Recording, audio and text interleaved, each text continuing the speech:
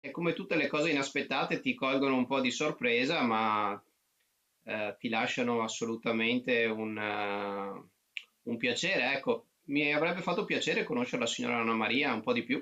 Questo l'unico rammarico del presidente di Casafenzi, il centro servizi di Conegliano al quale Anna Maria Battistuzzi, 79 anni, ha devoluto tutta la sua eredità, 1 milione di euro e 4 immobili. La partita, ora in mano al notaio, si attendono comunicazioni ufficiali sui dettagli e sul preciso ammontare dell'asse ereditario. Resta una storia di generosità, ma non solo. Battistuzzi conduceva infatti una vita appartata, quasi invisibile, segretaria prima e poi colf. La donna era un'abile risparmiatrice e nessuno nemmeno immaginava potesse avere un patrimonio così ingente. Da quello che ne sappiamo noi, conduceva una vita normalissima, senza eccessi, anzi, molto, molto riservata, tra l'altro.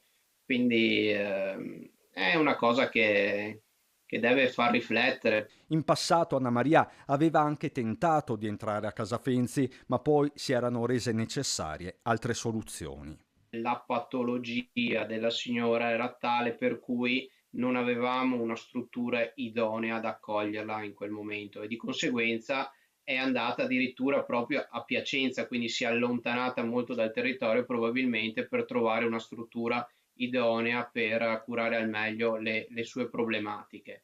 Una vita vissuta con discrezione che ora diventa lascito collettivo. A Casafenzi l'eredità di Anna Maria, a meno che non emergano precise volontà, servirà a far decollare i progetti di co-housing per anziani in procinto di essere avviati. Sinceramente mi sono fatto questa domanda del perché lei si sia rivolta a noi come beneficiari e credo sia stata un riconoscere un qualcosa alla città dove aveva sempre vissuto e al contempo un riconoscersi magari in delle persone che come lei avevano una fragilità, potevano essere da sole, potevano essere anziane e quindi ha dedicato il frutto della sua vita a loro.